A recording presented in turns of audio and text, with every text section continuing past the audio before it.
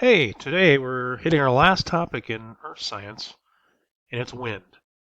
Not saying it's the last thing we're doing in science. Tomorrow we'll be reviewing, and um, Tuesday or Wednesday we'll be having a test. And that, if you're missing anything, you'll have some time to get things done. But this will be the last content-based activity. Tomorrow will be a review, and hopefully get you ready for the last test. It's not a final test; it's just on weather. So here we go. Today's topic is wind, and there happens to be a cyclone going on right now near Bengal, the Bay of Bengal near India, and there's strong winds. So what causes wind? Well, wind's the movement of air from one place to another, and it flows from high pressure to low pressure. Okay, so you might be going, well, why is there a difference in pressure? And that'd be a good question. We haven't really talked much about pressure, but air pressure is the weight of the sea of air that's above us. And it doesn't seem like there's anything there, but it is pressing down on us. And it turns out that, as we've spoken before, uh, we talked about the radiation lab, and we learned from the radiation lab that when sunlight hits different colored objects, some absorb more light than others, and if they absorb more light, they're going to heat up more, and they're going to heat the air near them more, and that air will become less dense.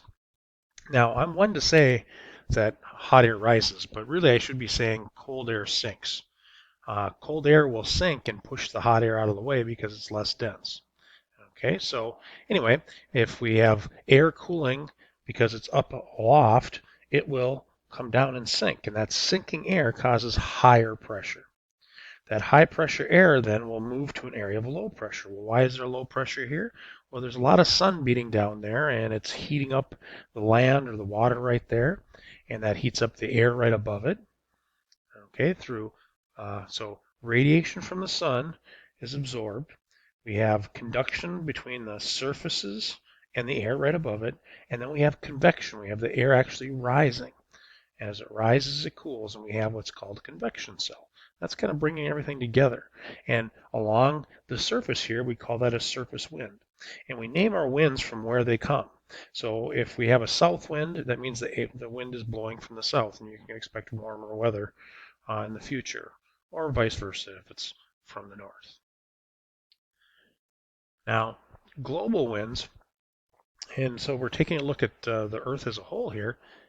Um, this phenomenon happens on a world basis.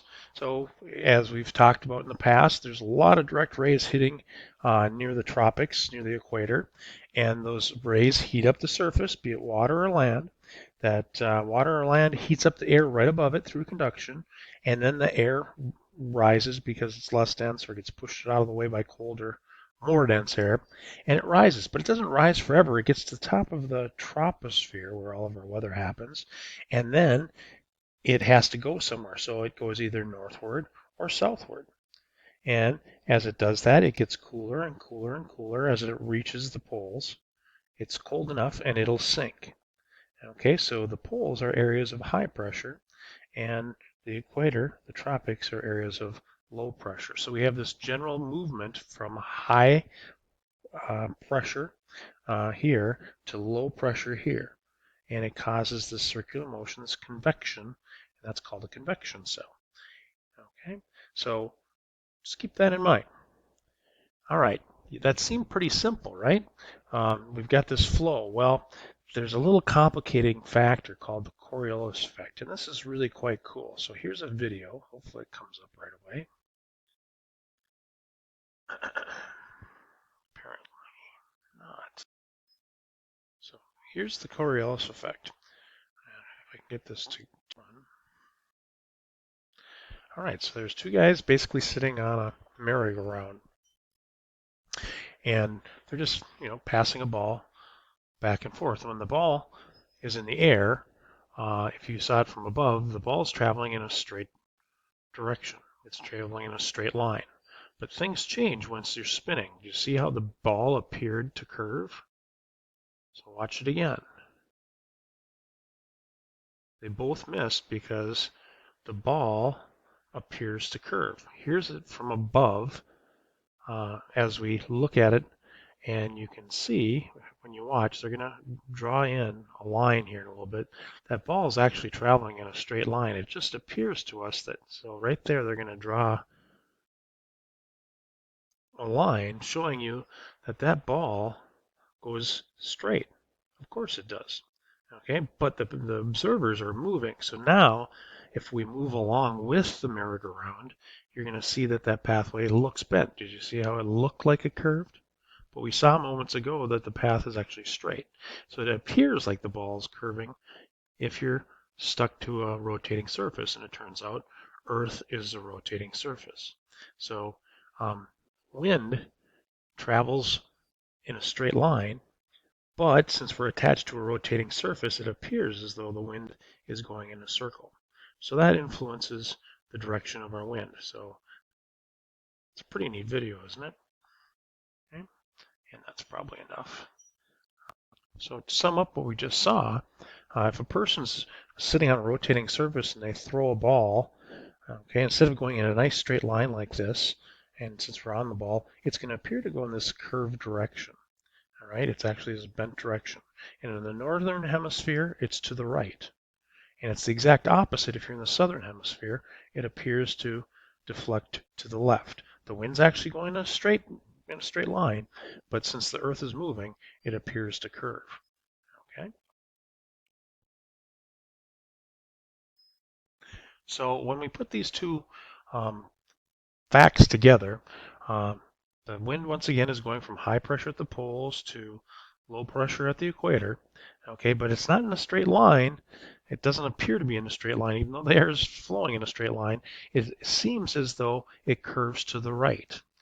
Okay, and there's not just one big, huge convection cell. It's more complex than that, and we don't have to really worry about it. But at the equator, the air rises, and then it slowly sinks to about 30 degrees north latitude, where it runs into this mid-latitude cell. And then it works its way back. So there's a smaller cell, and here's another cell, and here's another cell. But if you notice, instead of going straight northward, it bends to the right. And the up here, it bends to the left. Well, notice these are called easterlies. Once again, winds are named by the direction from which they came. So if it's coming from, in this case, it's really coming from the north and east, but it's called a polar easterly. And these are called westerlies because they're coming from the west. And easterlies again. So it's a little bit more complex, but realize that this should look kind of familiar because not long ago we were looking at global ocean currents, and we talked about prevailing winds and how that influences ocean currents. And here we go, taking a look at that same picture with these prevailing winds and the weather patterns. So if you notice, we've got this happening here, and that's what we have here. If you notice, we've got a wind coming here off of South America, and that causes the Peru current. So this is a big deal. These prevailing winds could cause prevailing ocean currents. So it's kind of tying things together for us here at the end. Well, let's get a little closer to home. Here we have Minnesota, and what we have here is a windrows. And a windrows basically is showing where winds are coming from. So here we have northeast, south, never eat soggy waffles. And this happens to be International Falls, Minnesota, but it would be very similar for St. Cloud, this vicinity anyway. And basically, the bigger these are, the larger percent of the time we have winds in that direction. So if you notice, the wind's coming from these directions most often. Does it come from the south and the southwest and it doesn't come from the southeast very often. But anyway, these are the prevailing winds. This one happens to be in the month of February. But we can safely say that the prevailing winds in Minnesota come from halfway between north and west, which is the northwest. And it's probably a little bit more west of northwest. But so most of our weather comes from this direction.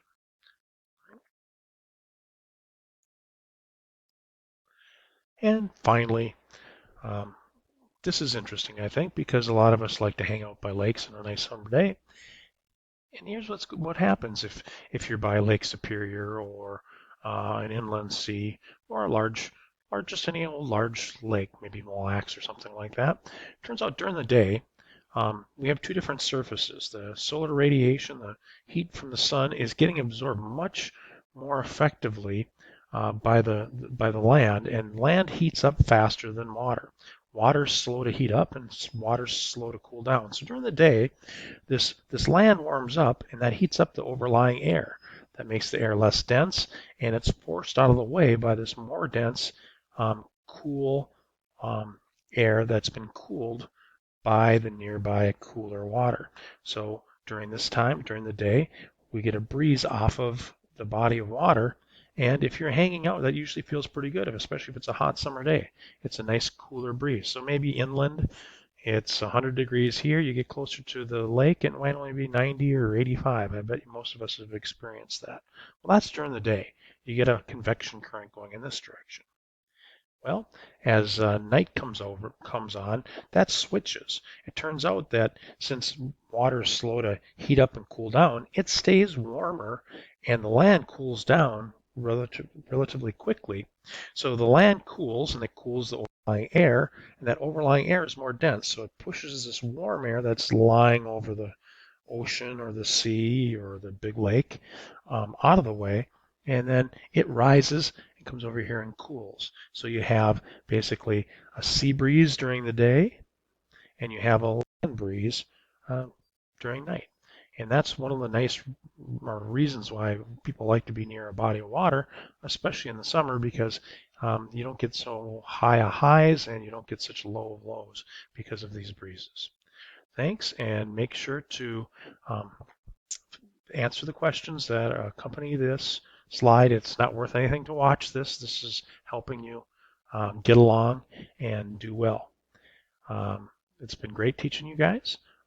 We have one more thing to do tomorrow, which is, a review, and I'll explain that tomorrow. But hey, this is the last regular day of class. We got one day of review and then a test next week. Thanks, and have a good week.